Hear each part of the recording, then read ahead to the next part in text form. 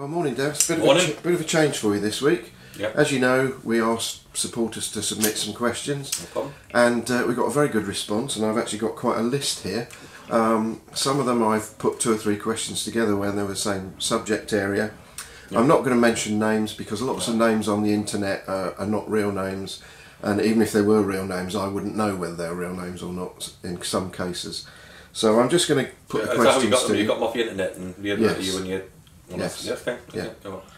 Okay, so the very first one, and I've put this first because it was the first one, this one was actually given to me in person. Lovely. And it reads, I admire your passion and diversity. What makes you tick? 3 points make us tick. 3 points. There's a big scene, you'll kick your granny to get 3 points and you'll hurt her. I've been like that since I was 14. I've been a football nut. Nobody gave me one single chance being a professional footballer. I got run down when I was 3 years old. Nobody gives a chance of coming from that. I got told when I was 16, but I would never play professional football because I had to go up Harley Street for my knee. Ended up making a professional footballer and running London marathons. So I like to go against the you can't do it mentality, if you like. So making us tick is proving everybody wrong in anything in life. Making us tick is getting up in the morning and trying to prove I can run a football club successfully. And making us tick in the game is getting 3 points. That's the biggest thing that makes us tick. If I don't get the 3 points, I'm not the best person to be around, you know. With all the things I've had in my life, can't do that. Never be a professional footballer. Got no chance. The teacher of mine helped us wrote every single club in the country to be one. I remember going and ring my mum and dad from a payphone when I was at Millwall saying I think my career could be over because I had to go to Harley Street for my knee. And them days was 50-50. Because this is a young lad, you come through what you do. So if you can come through things like that when you're on your own. I was living on my own then at 15 down at Millwall. So little things I look back and I think, okay, well I proved that and I've done that, and so I'm very driven in what I want to do. Good or bad times, you're going to have them, but I'm very driven. But 3 points is my main one. So what makes you tick is drive and determination. But is it really mainly all about football, or are you like that in everything in life? No, I'm mainly about football. I think I'm a different kettle of fish outside the football world, to be honest. I try to be a family man, if you like. I try to have a welcome, you know, come and see us mentality, but the drive is just massively in football, you know, and stuff like that, which I love. And you know, and I always want to be I always want to be a professional footballer, and I was. Now I want to manage in a football league, and I would like to do that as well. So it's the drive what keeps us going. But I would put my hand in if I can stand one day as a football league manager. If somebody said to me when I was 14, I was having a bad time at 14, well at 48, I'll still be in the game. And then I would have snapped my hands off. But the bottom line is, I've got another 10-15 years left or whatever I think, and I've got to win matches. Right, I'm going to jump my order here because something you were just saying leads me to this one a little bit, I think. Yeah. And the question here reads, how do you get a group of part-time footballers to perform to a high standard, trying to get promoted to the highest level of non-league football?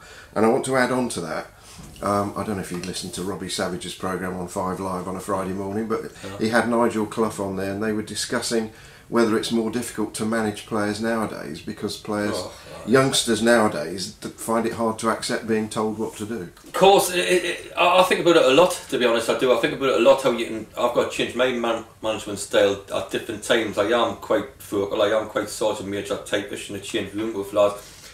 It's been hard this season because you have a plan in your head, you know, a little bit, and you've got to change that plan every day. That's why I never come in here and said I'm going to promise you this or promise you that, or I think they call them projects now, don't they? Yes, they do. Unbelievable. So let's do a project. That's something, even though I know I didn't like school, that's something I think I've done at school, a project or something, but do and bring it into football.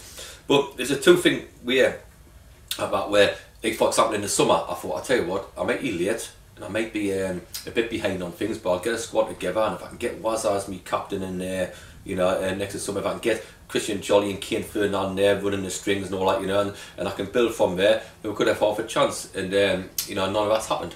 So the plan goes out the window. So I think you've got to go week by week and all that, you know, and stuff. So it hasn't been quite what you wanted. But you're looking at players nowadays, you know. I had a player in not so long ago, and we're talking away, and I'm asking the player some questions, and the agent and the dad's answering every single one, and I'm thinking, what about the boy, you know, and stuff like that. Now we come players now, and everybody's got a tattoo because you can't play football without a tattoo. You can't, you know. And but mums and dads, I've got my family, that's my little lads behind you there, and of course you're going to stick up for him, but I would never dream watching Ryan play on a Sunday and start shouting and screaming at him because he's got to enjoy his football, and I'm just a parent. Now, you look at the mentality now, parents, girlfriends, grandma and granddads all tell the kids how good you are. I'm probably the same with them. You tell them how good you are. Now, I think that's when there's sometimes where you're thinking, well, when they get past the white line, they haven't got the mums and dads, they haven't got the players. So, something to myself, I've got to try to get in their heads, I'm on their side. I am one of them. You do believe in them. But I do think society now mentality is, my son's the best, I've got to give him the best. Okay, do you want to play a trainer? As I said, saying, go and work yourself and go and get a paper round. Go and do some coaching. Go and get a part-time job. The parent would rather get where you are. That's what I honestly believe in life in general. I hope I don't do too much with mine, but I'll probably do a bit. I can have some shoes, Dad. I can have some new boots. It goes on. So I do think the mentality coming up, players are changing all the time. Where I watched this documentary on Man City the other day, and I was memorised watching it. And even then, he's coming after getting beat against Wigan, and he's like, "Oh, come on, guys, we should be doing this." In my time, he would have been put up against the wall, and people like George Graham and people like that would have, and he would have had good old players in the change room who would also put you up against the wall. But it's changing now. Football's changing in general. Where and that's why the mentality of lads, you could see for yourself on Saturday. We haven't got the mums and dads there. We haven't got, because I put it where mum and dads love their children. I've got that. But if I had 12 mum and dads in this room, or 12 mum and dads in the bar, and 12 mum, then I have got problems. But it's starting to get that the mums and dads are getting involved, and the agents obviously get involved nowadays. And you're thinking, let the lad play. Let him be in the change room. Let him get stick. Let him make his own mistakes. Let him get sworn at by me. Let him get bollocked by the crowd. But I do think the general thing it's always my little son's this, and it's not just a southern thing; it's a northern thing as well. I'm not just going to pick on the subby mentality, but it is a northern thing as well. We try to do whatever we can for our kids, but I just think it's going a bit over the top in football, where there's a lad turn up by himself, and now his mum's dropping him off. Can you not get a train?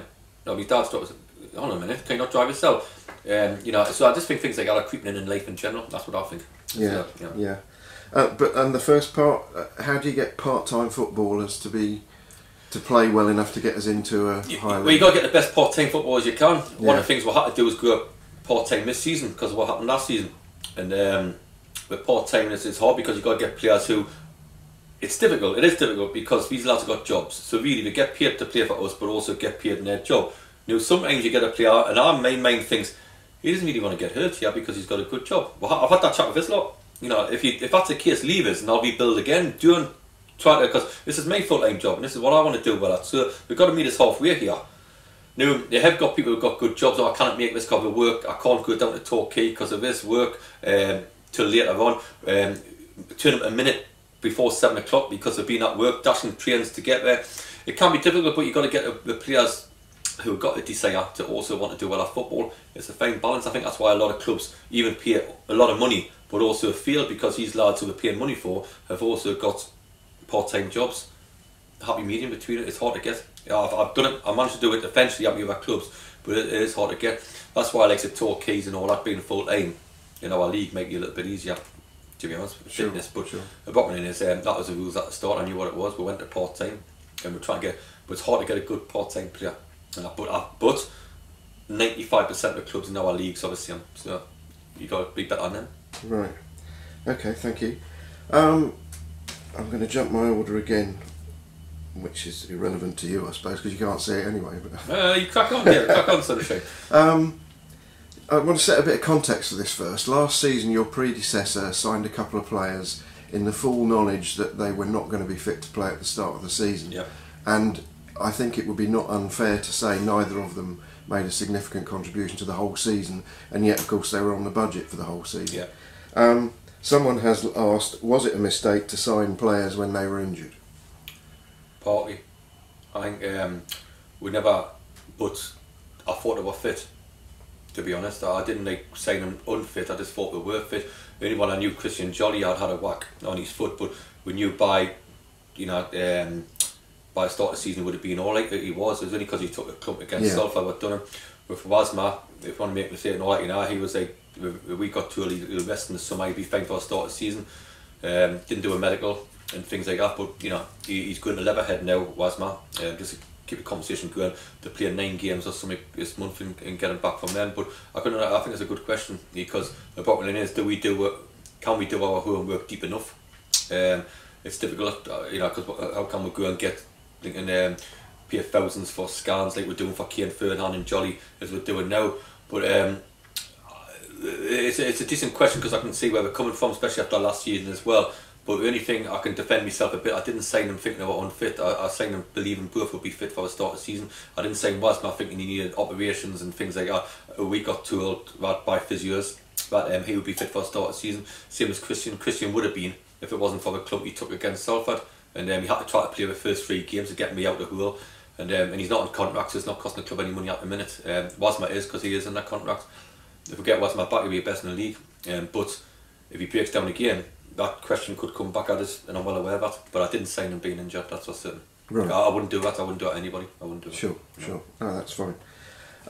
Can we turn to the whole, there was 2 or 3 questions about loans. Yes. How do loans come about? What part do you play in developing a team spirit and ensuring that the players on loan feel like they're part of the club as quickly as possible?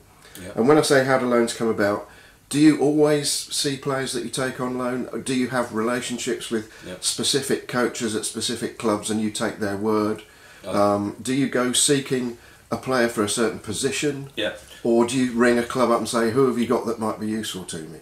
A bit of all of that, to be honest, you know, where I'm a big believer, and especially the leagues we're in, is I think the top 5, I think the majority of the top 5 will probably have 20 players on contract, if I'm fair saying it. We do, and we've got 5 or 6. I've done the same at Hampton because I believe that people can go steal, and I believe when the problems are there, you've got to back your club. So why would one of my players want to leave working football club? So you've got to back that if I'm non-contract. Last year I lost Nathan Collier because Dorf had come in, more money and all the rest of it. So a loan system I try to use the best I can because I think you need to freshen up, you know, like, you know, and how it goes, like for example at Oxford I would go and stand there, like Martin Taylor goes and used to Derek Satley, who's been fantastic, so I'll go and stand there and know what you want. You might go back the next year till they tell you to get lost, but if they tell you to get lost and you get the player, that's great. Ian, we'll have a look on the videos as well, which we can do, and I maybe he's made a mistake doing that, watching him on the video, to be honest, rather than seeing him real late when I was in desperate need. I've done that before in my career, so you learn all the time you do. Majority would do find out about, majority would do ask everybody about, but the majority would do see them play with themselves and know everything about them. What we try to do, you got to give them a belief that it's best for them. Like Toby, for example, it's a big jump for him to come down from there, but obviously especially being at Forest, and you know, so it's not much difference really to it, is it? So it's one of them where you got to get them in and convince them that, you know, you're playing in front of 2,000 people. Yeah, you're playing for a crowd what's expectant. You're playing, but majority we will go and see. Majority we'll know anywhere. We use the loan system to give everybody. Like, we couldn't have done it without the loan system this season with all the injuries we've had. But if I had to put 20 players on contract this season, I think we would have been second from bottom with all the stuff what's going on. So you just got to try to do it. But you will make a mistake. I always think as a manager you got to get 2 out of 3 things right. And I think I'm on about course of doing that, to be honest. I think I've got 1 or 2 mistakes as well, where should I signed here or should I have done this? Oh, you know, like if I was like a man on the street looking at me, you would question us on a couple of things. But because you had to, you know, you do. But yeah, when you try to make relationships, you try to make them welcome. And if you get like say Wasma, Casey, Max Wasma, people like that who know how we work, we'll get them in the change room how we want them. If we like, you know, there's no big time Charlies, there's no disrespect. We put the shirts, shorts, socks down, everything's spot on. We don't be rude for people. We don't do the back door. If kids want to come in the change room in our time, in the you know, when it's like before 1:30, the people that do. If the kids want to come back, win, lose or draw, and come in the change room, if we've lost a game, if we've got to get on the ball afterwards and all that, you know, we don't do the back door. So everybody knows how we work here, you know, and we're getting there. We are getting there. Do other clubs, higher clubs, league clubs, actually circulate clubs definitely. To say these 100%. Players are available for loan? Definitely. I think we've got a special relationship like with Oxford, which we always had. They might bring us first and say, listen, you know, and Chris Allen, people like that have been fantastic, and you know, you get David Howells who represents Toby a little bit, and he rang us up about Toby and all that. So you will always get them, but you get stacks. You usually go to Jeff and he'll email through to me, and when you ask about them and you think, I tell you what, that's a position we need, you follow it up. But I'm always, you know, you drive up to, I remember doing it last season, driving up to Nottingham and watching a game. Toby probably played actually, watching a game at Nottingham, or driving to Brentford or driving to Oxford, and sometimes you just stand around and sometimes you know you're being a pain. But if you're a pain and get what you want, it doesn't matter being a pain. So that's how I work it. But you do need your loan, especially when, you know, you've just seen yourself, Nicky Wheeler ringing up there, seen his ankle, so you've seen it for yourself. So, but I can't talk anymore about all this. We've just got to get on with it, and that's what we'll do. And you know, but the loans are massive for us, because I just think a lot of teams on the top 5 who have 20 players and cannot manoeuvre, we put a threat on players. Listen, we can get you out here if need be, but at the same time, if you want to be here, you've got to do something about it. The majority of lads do, to be honest. Sure. My personal experience of talking to players that come on loan is that the youngsters are usually really, really happy to be out on loan as a concept generally.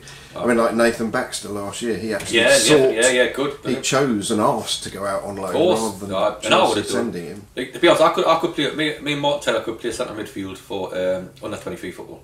It's pathetic. We don't tackle.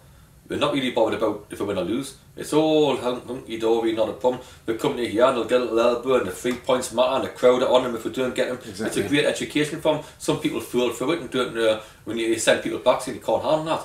What do you mean you can't handle coming from where to where? They can't, because they can't handle the fact that they need to win a match, the fact that you know, we haven't done this academy training all week where it's nice and hunky-dory and lovely and everybody tells them how great we are. Just like I come back at the start of conversation about all these little Johnnies just playing, and there's about 95 people in the squad. If you get picked to play football, it's fantastic. Toby's coming with his attitude being excellent from Forest. Absolutely unique and excellent. And the Oxford lads did as well. Yeah, good. Good to know. This one's got 3 aspects to it. Do you think we'll ever get into the Football League? What will it take to get there? And compared to other clubs, what can Woking do to move forward that they're not doing at the moment? Well, we need... Come get in the Football League eventually, of course we can. It's got to be a good club, but it'll take a little bit longer than it was in the olden days, because you had money then, and you could buy players for 20-30 grand, which you did back in the day. We've got to build the club. I do believe that. What can we do about it? We can certainly try to get out of this league as quick as we possibly can, but there's a lot of strong teams in this league as well. Me and Adrian went into Ripley yesterday and started saying, oh, we might do something in Ripley. We'll start putting posters in the windows in Ripley, because there's not one poster on the window in Ripley about us, you know. So we went in there, met the people in the hotel in Ripley about maybe doing the do there, and just going to different people, letting them know we've got a football club here. That's a big passion of mine, to build a club up. But I'm not daft that what I've got to do about it, I've got to win football matches. And what I've got to do about it, will I be given... That's why I've never once said, here, I've got a 3-year plan to, because you've got to do it as quick as possible. The answer to the question is, yes, we can be a football club. Yes, we've got to stick together and get a connection between the lot, and that means everybody from Ripley to whatever it is, going into West Byfleet, we've got to have a connection. Everybody wants to have a dream. Back in the day, I never built a new stand about that because of trophy runs. But like I say, it was different then. Working on known as a team who had a bit of money, working on known as a successful trophy. And you can see where it comes from. We're quite a way behind rats, so we've just got to build it the best we can. But the quicker the better. There's no good me saying, oh yeah, well hold on a minute, I need given time. Of course I need given a bit of time, of course I do. But the bottom line is it big enough for town and the place, and especially all the work going on, and then brand new ground facility we could get here, it's got a great chance. Even if I'm not saying, I hope I'm a man to do it, but if I'm not, I'm sure somebody else will come in and do it, to be honest. So hopefully it's got to be me to do it. Change subject again. I know you're aware that last season we had 2 or 3 open days where loads of kids came along and had a kickabout with players after watching training. How would you feel about doing something similar this year? I would love to. I'm well aware of the fact what you had there. I'm well aware, because I've done my homework on last season. Obviously, the hardest bit we've possibly got is obviously how our players work. I'm the only one who's full time, really, me and Ian, I suppose. And the players work, so we can't do a one in the half term because the players are at work and all the rest and stuff like that.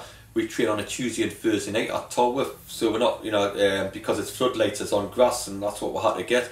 So it went to do it, because could we do it on a Sunday? Possibly, that's an open that, but would it be straight after a Saturday, and would that be the right thing to do, and all the rest? So I'm open to that, and you know, that's a good question, to be honest, because how I knew about that and how I realised the questions are good, and is I thought of things like that. So what I've tried to do is, and you know, we've been going in the schools and you know, and in fact, I'm in the change room before kick-off. We've actually got the Kingsfield School next week. We're going to do a coaching session. I saw the head yesterday. Chris, who does a great job for brings the kids in. I said, you know, when I do birthday parties, I'm saying, bring them in here where I am, and especially when I have that little breather from the players. Bring them in the change room. Let them see the shirts. Let them see everything about it. I think that's massively important, because I want to try to involve everybody I possibly can within reason. But the open days would be fantastic. It's how can we plan it? But it will only, could it be a night in? Could it be a a Sunday or something like that. I'm just trying to think when we could do something like that, because like I say, we can't do it during the day unless we have an open day with me, Martin, Tyler and Ian, and maybe get a couple of lads off work or something and say to them, listen, if we give you enough advance, you can take a day off work. I'm sure a lot of lads would like to do that anyway. So I think it's a good question. I would like to do something like that. It's when and how we can do it. It's just thinking, you know, we'll have to think where we are. Okay. Can you explain how player signings work at this level? You've answered the next bit already, I think, by implication. Are agents involved? And this is the most interesting bit. What sort of money do players expect at this league's level? Just generally. I know you'll say there's a great range, but what would you say an average would be for this league? 300, 350, 300, right. Something like that, yeah. Roughly, or in general, I think maybe it's a bit more. The top 5 clubs, I imagine, being a bit more like. What percentage of players have agents in this league? I think most of them do, but not many of them come and see you. I don't think we ring you and I've got this player and all that, you know. And what I find embarrassing, to be honest, I do, is an agent coming in and getting a player from one team in our league to another team in our league. I'm thinking, what's going on there? I may have a lad who stands and sits in front of us and has a heart to heart. I had a couple last night because I wasn't playing the game Saturday. So if you want to come and douse you, Joe, blah blah, and a little bit of an argument, I may have somebody who's standing for yourself. And you know, but if you get an agent who's getting a team from one league, you're thinking, why do you need them? You know, like, you know, I don't know. I don't know why you need an agent at this level. If you go, like, for example, Jamal Lowe had, and we're certain to Portsmouth, of course, I realise it's got to go on and all that, you know, but to get a player from here to here and all that, you know. What we try to do, see, it was difficult. Take a player we needed to sign, and I told him my plan hasn't actually, what I thought in my own head, what I needed. Through different, but last season the club had a bad one, I believe, didn't it? We won one game in 20 odd, is that right? Yeah. Okay. So the mentality had to change, and the players were getting beat every week, and I think Anthony was trying to try everything he possibly could to change it. Then you got experienced Jeff coming in with Jason Goodliff, who's doing a great job at Stevenage. They couldn't change it either. So it's obviously a mentality what needed to be changed. Well, they're winning 11 games will change the mentality a bit, but you need players who can stand up to that, because expectations are big out here. This club doesn't think they should be in a Conference South. Yeah, there's Torquay, there's Dorfer, you know, and all the rest of it, Bath City, for example. So I always knew I had to try to sign the players with a bit of character to cope with what's, because it's now to me, I got at Bradford City, 6 Millwall lads went there and I got booed every week because I was from Bradford City, and 14,000 fans that you're booing you get used to it. I'll tell you what happened to me when I was younger. I wasn't that bothered. But I take it, I get it. So you've got to take a second character who will, because we've got to get engaged with the support. We haven't had a chance to get engaged with the supporters yet. We haven't had a chance to do it.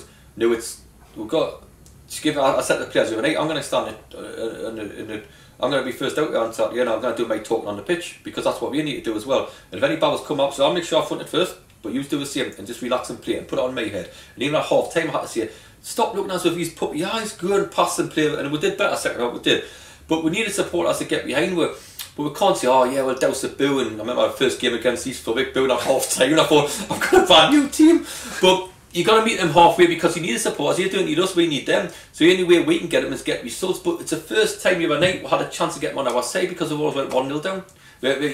Winning 1 out of 26 games, getting back and everything we've done. There's also the expectations of me coming in, who's maybe won a few things at this level.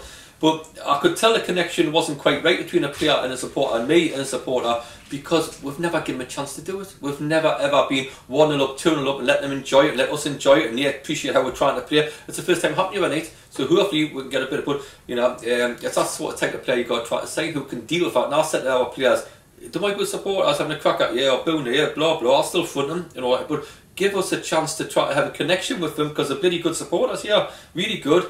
I think we've taken 4 coaches at Torquay, these buggers, but the bottom line is we've never had that connection, because we've never went 1-0 up in a league game, right. And I think that's what it is, to be honest. Loads of different things. I was about to say we must finish, because we're well over 20 minutes here, but I will, just one last very small one, because you've alluded to it. 20 minutes? Yeah, nearly 25. You talk a lot, don't you? Do the players go out expecting to go 1-0 down at home? That's the worst question. That's the worst question we've had. That's not my question. I know that's not the worst one we've had. No, in fact, before kick-off, we give it, get 20 minutes. Let's get in the game. Let's get in the front foot. Get in the game, tempo, and all that. So when it is, I can imagine players, and that's why when it was important. I imagine everybody going, shoot, because they're never going to get a bollocking at me at half time because I've just told them not to do that. They know that by hook or crook and stop me this. They know the crowd who want to get behind her. Here we go again. So that's the mentality at the minute. Like, nobody could stop the mentality last season. We've got to stop it this one, but conceding first early on, because other managers will be looking at what I'm saying now and he'll be saying, get at them because they're conceding the first 15-20 minutes. If I was a manager, that's what I'd be saying. So that's the mentality we're trying to get in the club. Well, that's a great explanation. I think it actually proves that it was quite a good question. The fact that you've explained it. Oh, Derek, man about people and all that. Brilliant question, Derek. Fantastic. Let's get more of them ones. Absolutely. I've still got plenty more, so we'll have another look at the list next week. Yeah, no problem. Anything like, and we'll do different things. I'm here to try to help. That's all I'm trying to do, and be as honest as I can. Brilliant. Thanks very much, as no usual. Problem. Well, I said we'd finish, but as usual, I've messed it up. I find a different way to mess it up every week. What we were supposed to finish with was one final mention of the Alan Dowson 100 lap challenge on Monday morning. How's your training going? It's gone great. Kelvin Ray's daughter got a pie. You were eating it when I was eating it when you come in, so that was my breakfast. A pie, so the train's gone very well. And I haven't done that this week because I was ill last week. I wasn't that great last week, and this week I went steady away just to get myself better. But I don't know how I'll do it, but I will. But it'll be 100 laps. But I will listen. I think up to about 1,800, £1,900 now. If we can't keep pushing it, if we can't know anybody who can't push it, please do so, because it's massive. Kane Fernandez had his operation now. Jolly's back. We've nearly got where we want. We just need a little extra bit of help him in aftercare. I think Kane's out of hospital today, I believe, or yesterday, and we just need to look after these lads. And honestly, I will do 100 laps. It might take us a long time, but if you can please help, I really appreciate your help. But the training's gone fantastic with me pie, and if we win tomorrow, I'll have me 12 pints, so that'll be good, very good. So I look forward to that. I was chatting with PJ, the physio, on Tuesday night, and he was very positive about Christian Jolly. I think it's a positive all round. Jules is training. I think he's going to get the balls out next week. Maybe it's his friendly against Bournemouth. Can he do the last little bit? We'll be really pleased with that, if we can. Jules is, we're going to get him back, and Kane will be back 5-6 weeks. It's going to be a welcome Christmas for us, that's for certain. You're not getting many. And if Wazza gets through his 8-9 games at Leatherhead, and he trained brilliant last night, Wazza, brilliantly. If we can get him done and all, I think, I'll tell you what, there's 3 signings there what any team in our league would take. So that's a positive. But it's all about the run, not about me at all. It's all about the money we're trying to raise. So if you can't help out, I'll make sure I do a run by hook or crook. But if you can help with a run, fantastic. Brilliant. Thank you very much. Yeah, no problem. I'll see you on Monday morning. Well, I'll see you before then, but best of luck with the run and 3 points tomorrow. Magic. Okay, thank you.